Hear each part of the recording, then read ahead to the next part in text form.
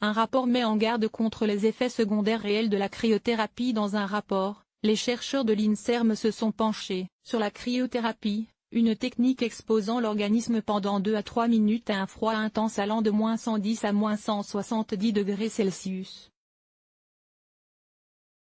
Ces conclusions révèlent que non seulement les effets positifs de cette pratique ne sont pas réellement prouvés mais que la cryothérapie peut exposer à de graves effets indésirables. En cause, le manque de législation sur la question. Depuis plusieurs milliers d'années, le froid est utilisé en médecine pour lutter contre les douleurs et l'inflammation. Depuis quelques dizaines d'années, il existe un engouement croissant pour les soins à base de froid, en particulier ceux qui consistent à installer les sujets durant quelques minutes dans des chambres ou des cabines dont la température peut descendre sous -110 degrés Celsius. On parle de cryothérapie corps entier. À l'origine destinée aux sportifs de haut niveau afin de prévenir ou de traiter les douleurs musculaires après l'exercice, cette pratique est désormais proposée dans le cadre de maladies inflammatoires ou neurologiques, voire en dehors de tout contexte pathologique quant à l'asthme par exemple. Pour traiter le stress, les insomnies, les rhumatismes, les douleurs musculaires et articulaires. Plusieurs bienfaits sont attribués, ce qui incite de plus en plus de patients à se lancer. Mais en mars dernier, le sénateur de la Marne Yves Détraigne a souhaité attirer l'attention de la ministre de la Santé sur ce sujet. Ce dernier a tenu à rappeler qu'actuellement, la cryothérapie et la cryolipolyse ne sont pas encadrées, ce qui signifie que les praticiens ne sont pas contraints de déclarer les événements indésirables, ne subissent pas de contrôle et ne sont sujets à aucune sanction en cas de problème. Aucune formation officielle n'est délivrée aux spécialistes qui font de la thérapie par le froid leur commerce, écrit-il. Plusieurs effets secondaires rapportés suite à divers signalements d'incidents. La Haute Autorité de Santé a précisé, dans un rapport de juillet 2018, que les risques étaient bel et bien présents en ce qui concerne la cryolipolyse à visée esthétique.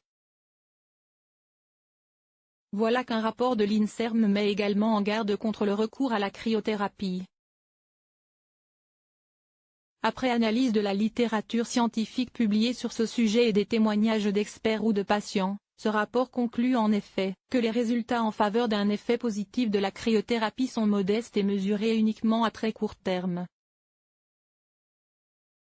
Sans compter la qualité méthodologique des études qui laissent à désirer, ce qui doit amener à relativiser d'autant plus les effets positifs rapportés. Les chercheurs alertent donc sur le fait qu'en tout état de cause, la cryothérapie ne peut en aucune façon revendiquer de traiter efficacement des cancers ou d'autres pathologies somatiques sévères. La cryothérapie corps entier pose par ailleurs d'authentiques problèmes de sécurité en raison des effets secondaires rapportés, brûlures locales, céphalées, urticaire chronique au froid, intolérance digestive. Une dissection de l'aorte abdominale a même été décrite après 5 séances. Il pourrait s'agir d'une complication cardiovasculaire déclenchée ou accélérée mais les données sont insuffisantes pour démontrer ou infirmer la causalité de la cryothérapie, écrivent les chercheurs. À quand un encadrement officiel? Enfin, le rapport conclut qu'il est indispensable de mieux étudier et évaluer la cryothérapie du corps entier et de définir précisément les conditions d'utilisation, protocole de durée, intensité, modalité, fréquence d'utilisation. Pour une pratique susceptible d'intéresser de plus en plus de personnes, des mesures visant à respecter les conditions de faisabilité et de sécurité, garantissant la protection de personnes ayant recours à ce type de pratique doivent être priorisées et mises en place, conclut-il. L'association de défense des consommateurs UFC Que Choisir se fait écho de ce rapport, publié juste après sa propre enquête menée dans une trentaine de centres, mettant aussi en garde contre cette pratique. Dans ses conclusions, l'organisme plaide aussi pour un meilleur encadrement de la part des autorités de santé. Mais la difficulté tient au fait que le statut des cabines de cryothérapie varie selon les revendications des gérants. Si le domaine du bien-être, de la récupération sportive ou de l'esthétique est énoncé, Les contrôles ne s'appliquent pas autant que si les revendications touchent au domaine thérapeutique. Il s'agit alors d'un dispositif médical. Or, l'actualité récente a montré que le contrôle sur ces matériels était insuffisant, estime-t-il avant de conclure, alors que la pratique prend une ampleur considérable, les autorités de santé n'ont pour l'heure manifesté aucune intention de l'encadrer.